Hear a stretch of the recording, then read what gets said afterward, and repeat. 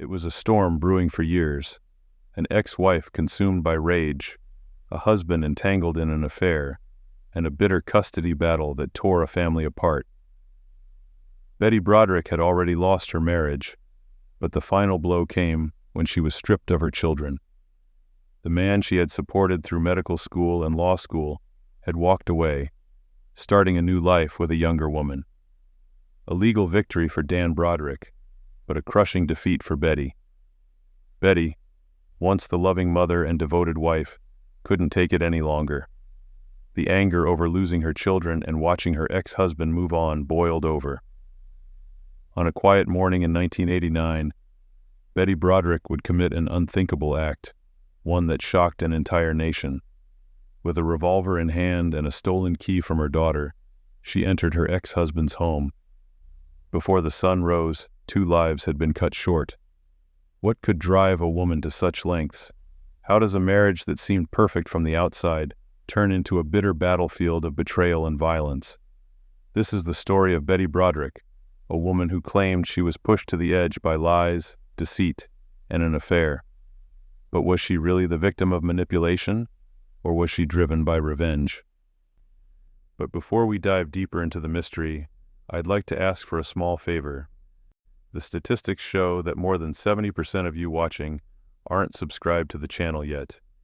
If you're enjoying these deep dives into true crime and want to stay updated on future cases, please consider subscribing. It really helps the channel grow and ensures you don't miss out on any new videos. Now, without further ado, let's get back to the case. Betty Broderick, originally born Elizabeth Ann Bisceglia, came from a deeply rooted Catholic family in Eastchester, New York. One of 6 children, her upbringing was shaped by the rigid and traditional values of the time, values that dictated a woman's ultimate role, being a devoted wife and nurturing mother. But even from an early age, Betty wasn't satisfied with simply fitting into the mold society had created for her. She had ambition. She wanted more than just domesticity. She wanted to carve out an identity for herself beyond the walls of her home. It was this drive that led her to pursue higher education, a decision that set her apart from many women of her generation. During her college years, fate introduced her to Daniel T. Broderick III at the University of Notre Dame in the mid-1960s. Dan was everything a young woman could dream of at the time: charming, ambitious, and laser-focused on building a successful future. His confidence and aspirations to achieve a high-status lifestyle were magnetic. From the very beginning, Dan was driven to pursue greatness, and Betty saw in him a man who would stop at nothing to ensure that both he and his family would live in luxury. The couple's whirlwind romance culminated in marriage on April 12, 1969. Betty was just 21 years old, full of dreams, while Dan, at 24, was already setting his sights on a lucrative career. The newlyweds moved to California, where Betty's support for Dan went beyond emotional encouragement. She worked tirelessly, juggling multiple jobs to provide for their growing family, while Dan pursued not 1, but 2 advanced degrees. First, medical school, and then law school, with the goal of becoming a prestigious medical malpractice attorney. It was a grueling period, especially for Betty, who was simultaneously raising their firstborn daughter, Kimberly, and soon after, 3 more children, Lee, Daniel Jr., and Rhett, would join the family. To the outside world, the Broderick family was the epitome of success. Dan's career took off at lightning speed. In San Diego's high-powered legal community, he became one of the top earners, pulling in over $1 million a year. They bought a sprawling home in the affluent La Jolla neighborhood, complete with all the trappings of luxury: multiple properties, expensive cars, country club memberships, and even a yacht. They were living the American dream, or so it seemed. To their neighbors and friends, Betty and Dan appeared to have it all: wealth, a beautiful family, and a future brimming with promise. But here's where the facade begins to crack. Behind the opulence and the seemingly perfect exterior, the Broderick household was a pressure cooker of rising tension. Dan's relentless focus on his career meant long hours at the office and less time at home. Meanwhile, Betty was left to shoulder the full weight of raising their 4 children. The very support she had once given willingly was now taking a toll on her. She had sacrificed so much for Dan's success, and in return, she felt increasingly neglected. Her role had shifted from a partner in building their life to being a mere caretaker. The imbalance was obvious, and the resentment that had been simmering beneath the surface began to boil over. Frequent arguments became the norm as Betty's frustration grew. Her feelings of isolation and being taken for granted intensified with each passing day, while Dan seemed oblivious or indifferent, his focus still on his flourishing career.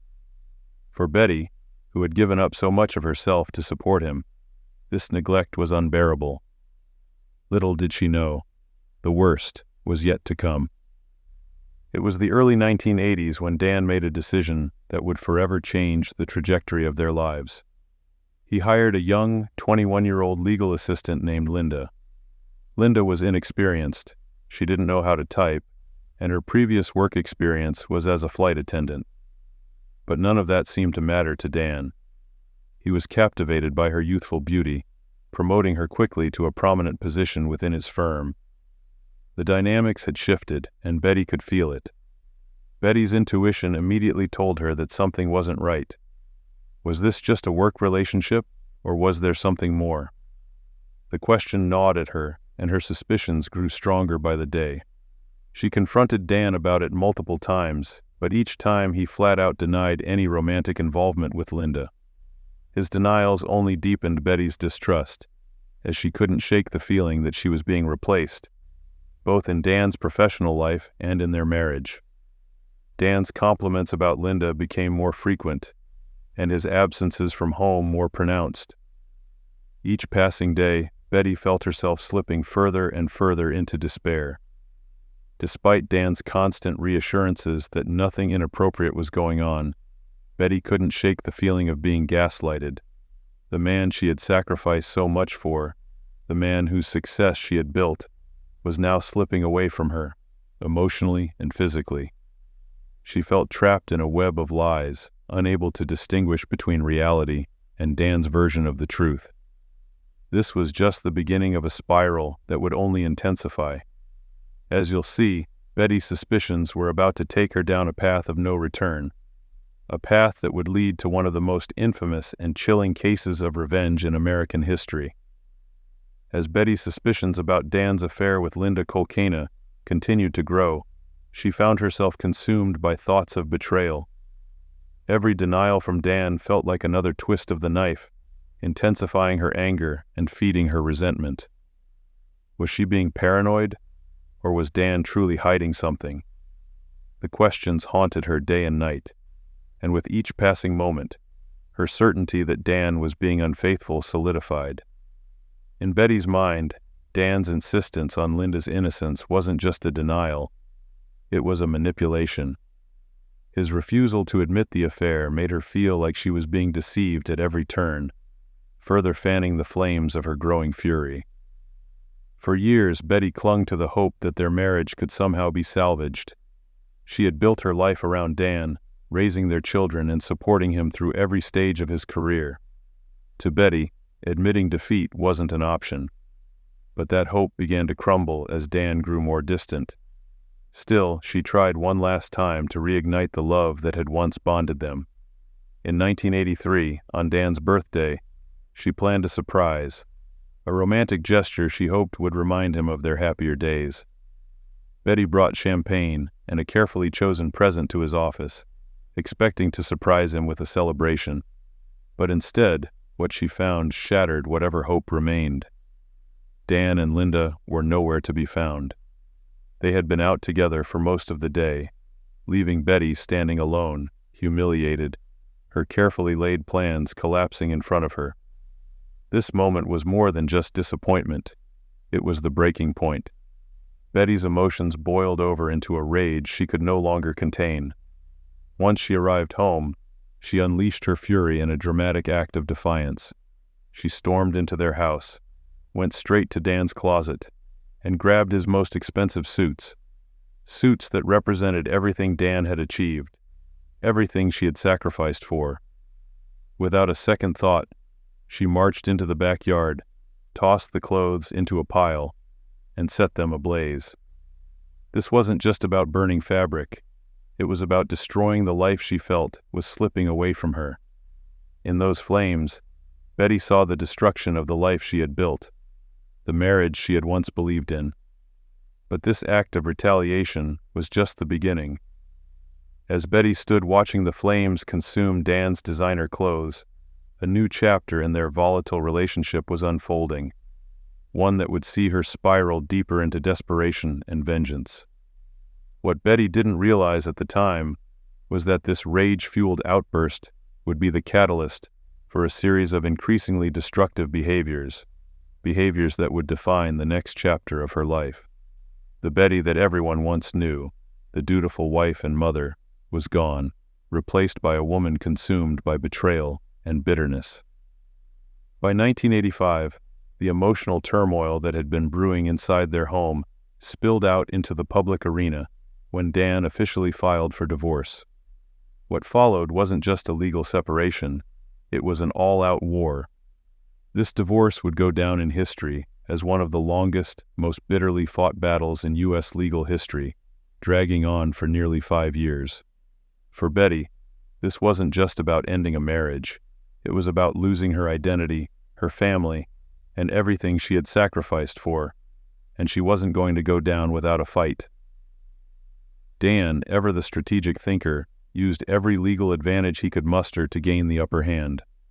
As a prominent lawyer with deep connections in San Diego's legal community, he wielded his expertise like a weapon. This wasn't just a divorce, it was a battle of wills, and Dan was playing to win.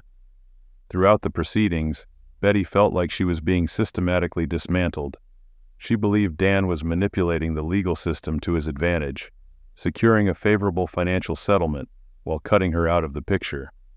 But the most painful blow came when Dan was awarded full custody of their children. To Betty, this was the ultimate betrayal. After years of being the primary caregiver, after sacrificing her own ambitions to raise their family, she was now being cast aside, left with no say in their children's lives. And if that weren't enough, Dan moved to sell the family's beloved La Jolla home without her consent, leaving her feeling stripped of everything she had once called her own. The betrayal wasn't just emotional. It was financial, legal, and personal. The stage was set for a legal showdown unlike anything San Diego had seen before. But for Betty, this wasn't just about winning in court. It was about reclaiming what she believed was rightfully hers. Yet the more she fought, the deeper her anger grew, setting the stage for a devastating conclusion that no one could have anticipated. As the divorce proceedings stretched on, Betty's behavior became more unpredictable and erratic. The mounting sense of betrayal she felt was overwhelming. After all, this was a man she had stood by for years, providing both emotional and financial support as he climbed the ladder of success. And now, in Betty's eyes, Dan had discarded her, walking away with the life she had helped build. But what stung the most was that this betrayal wasn't just about losing a husband. It was about losing her identity as a mother and a partner. Betty had invested everything into Dan's success, and now it seemed as though she had been left with nothing. Her anger, once simmering beneath the surface, began to boil over in ways that were impossible to contain. At first it was verbal, yelling matches, angry phone calls, and scathing voicemails. But verbal confrontations soon gave way to something far more destructive. Betty's rage was no longer confined to words. It began to take on a life of its own, manifesting in physical acts of retaliation. One of the most infamous incidents occurred when Betty, driven by sheer anger, plowed her Chevrolet Suburban straight into the front door of Dan's home. This wasn't just an impulsive act of rage. This was symbolic. To Betty, Dan's home represented everything she had lost: her family, her security, her dignity. And crashing through that front door was her way of breaking into the life she felt she had been unfairly shut out of. But that was just the beginning. Betty's retaliatory actions became more calculated and frequent, escalating into full-blown vandalism. She would break into Dan's house time and time again, with a singular purpose: to destroy anything and everything that symbolized his new life without her. She spray-painted walls, ripped down curtains, and smeared food, like Boston cream pie, all over Dan's bedroom and clothes. Imagine coming home to that scene, your once orderly life, now in complete chaos, all at the hands of the person you once shared it with. Betty's behavior was growing more erratic with each act of destruction, each one pushing the boundaries of what she was capable of. The situation only worsened when Betty's harassment extended beyond vandalism. She left a series of disturbing, obscene voicemails on Dan's answering machine. These weren't just angry rants, they were full of venom and hatred, a window into the mind of a woman who felt cornered and betrayed.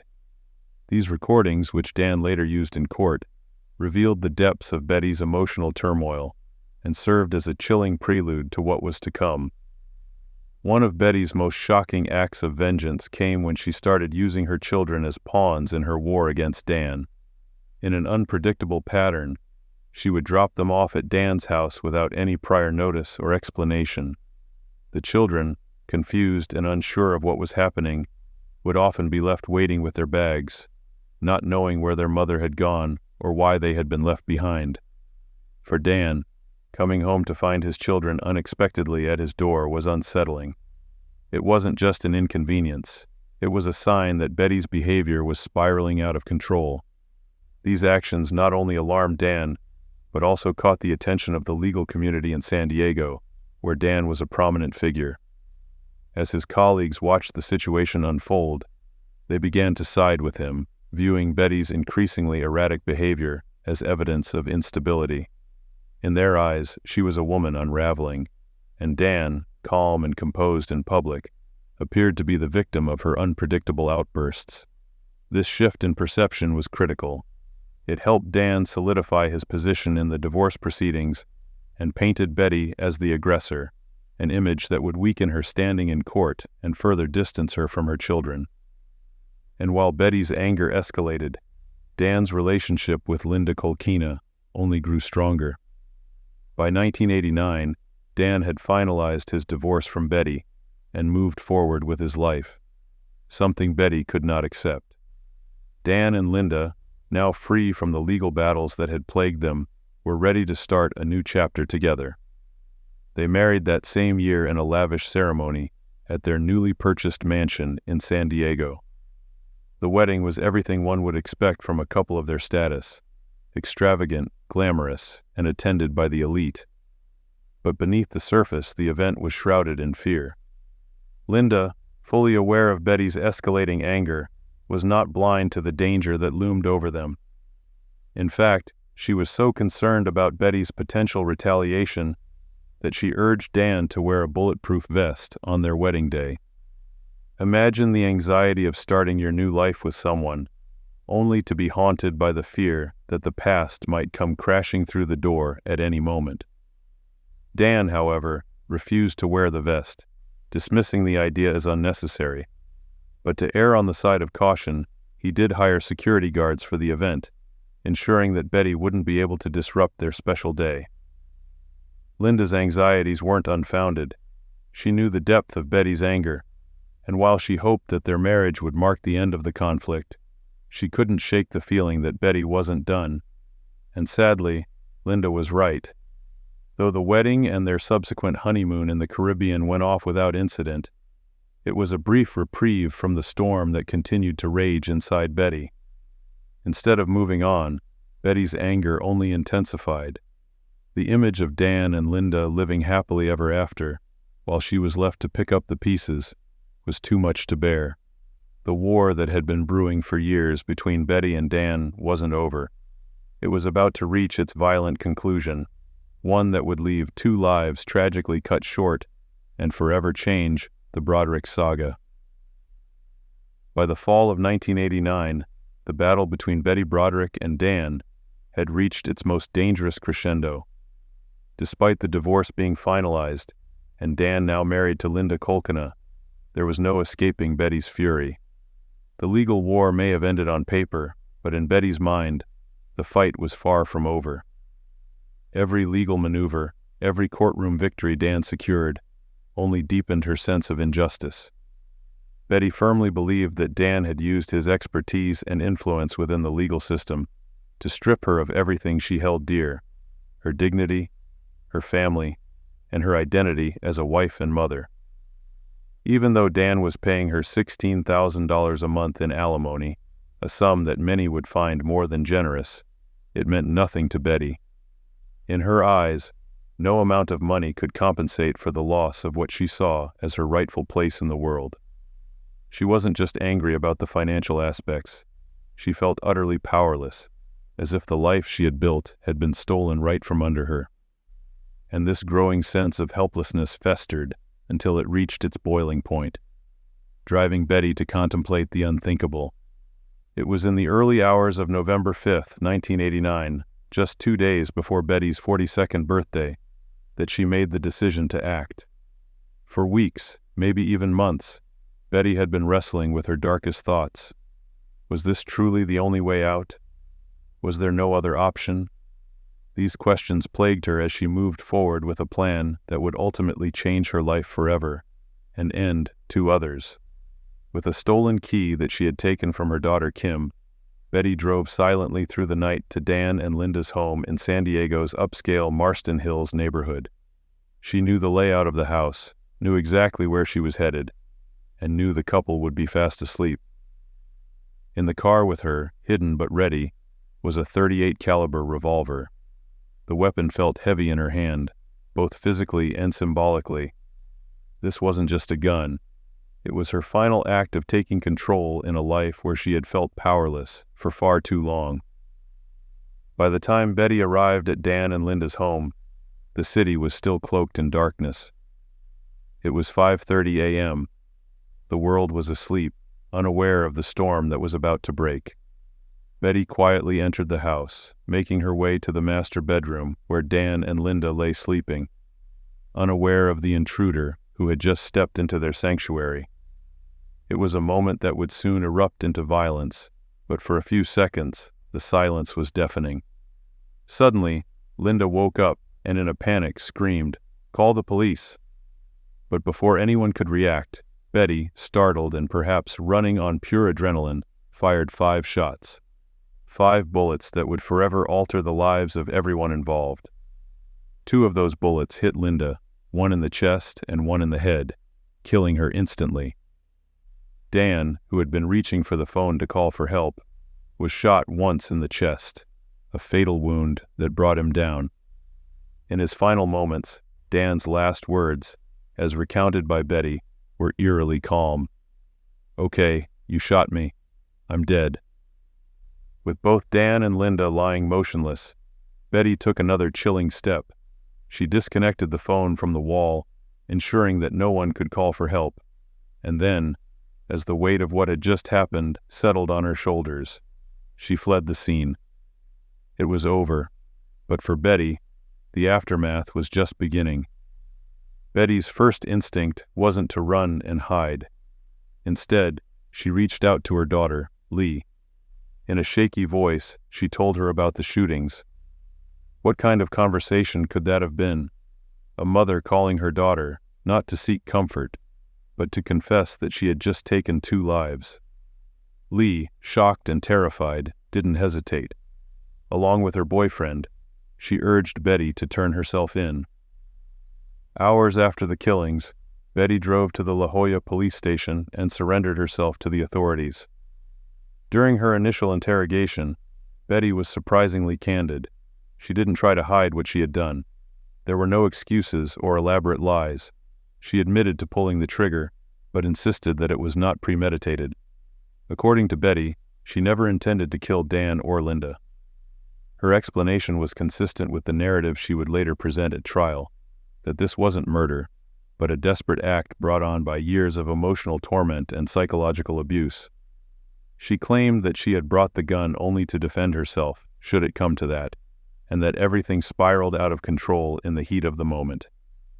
Yet despite her insistence that this was a crime of passion, the evidence told a different story. The fact that Betty had purchased the gun months before the crime was hard to ignore. It pointed to something far more premeditated than an impulsive outburst. And then there was the key, the stolen key from her daughter, Kim, which Betty had used to enter Dan and Linda's home without force. This too indicated planning, as Betty had clearly known she would need a way to enter the house without alarming the couple. The contrast between Betty's emotional justification and the physical evidence set the stage for what would become one of the most talked-about trials of the decade. Was Betty a battered woman pushed to the edge, or was she a calculating killer who had meticulously planned her revenge? The answers to these questions would divide public opinion and fuel media coverage as the tragic end of the Broderick saga unfolded in the courtroom. Betty Broderick's arrest and subsequent murder charges became the focus of intense media scrutiny. The public was captivated by the dramatic nature of the crime, an affluent and seemingly perfect housewife murdering her ex-husband and his new wife. The case brought issues of domestic abuse, mental health, and infidelity into the spotlight, as Betty claimed to be a victim of years of psychological abuse at Dan's hands. Her defense hinged on the idea that she had been driven to kill due to the emotional toll that Dan's betrayal and manipulation had inflicted on her. Betty's first trial began in October 1990.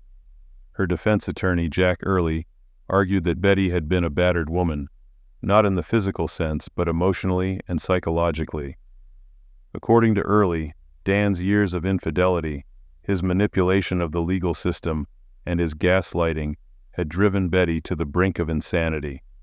The defense claimed that Betty's actions were the result of a mental breakdown rather than premeditated murder. On the other hand, prosecutor Carrie Wells portrayed Betty as a cold-blooded killer who had meticulously planned the murders. The prosecution introduced evidence that included the voicemails Betty had left on Dan's answering machine, in which she made threats and cursed him and Linda. They also highlighted her previous acts of vandalism and harassment, which demonstrated her growing hostility. The trial ended in a hung jury, with 2 jurors holding out for manslaughter rather than second-degree murder. This outcome resulted in a mistrial. However, Betty was retried in 1991, with much of the same evidence and testimony being presented. This time, the jury found her guilty of 2 counts of second-degree murder. The verdict signified that the jury believed Betty had killed Dan and Linda Broderick without premeditation, but with malicious intent. This distinction between first-degree and second-degree murder became a crucial point in the case, as it acknowledged Betty's mental state and emotional turmoil, while rejecting her defense that the murders were unintentional or a result of temporary insanity. Betty was sentenced to 2 consecutive terms of 15 years to life, plus 2 additional years for illegal use of a firearm. This meant she would spend a minimum of 32 years in prison before being eligible for parole. Despite her defense's arguments of emotional abuse and the psychological toll the divorce had taken on her, the court ultimately ruled that Betty's actions on the morning of November 5, 1989, were deliberate. Since her conviction, Betty Broderick has remained in prison. She is currently incarcerated at the California Institution for Women in Chino, California. Throughout her time in prison, Betty has maintained her version of events, that she was driven to commit the murders by Dan's years of emotional and psychological abuse. She continues to argue that her actions were not premeditated and that she never intended to kill Dan and Linda. Betty's attempts at parole have been denied multiple times, with the most recent hearing taking place in 2017. Each time, the parole board has rejected her request, on the grounds that she has not shown sufficient remorse for the killings and continues to deflect responsibility. She will not be eligible for parole again until 2032, at which point she will be 84 years old. But even after all these years, the question remains: does Betty truly believe she was justified in what she did? Do you think Betty Broderick's actions were driven by years of emotional abuse and betrayal, Or was this a calculated act of revenge? Was justice truly served in this case? Or should her sentence have been different? Let us know your thoughts in the comments below. And if you found this case as captivating as we did, don't forget to like, subscribe, and hit the notification bell for more stories that delve deep into the darkest corners of human behavior.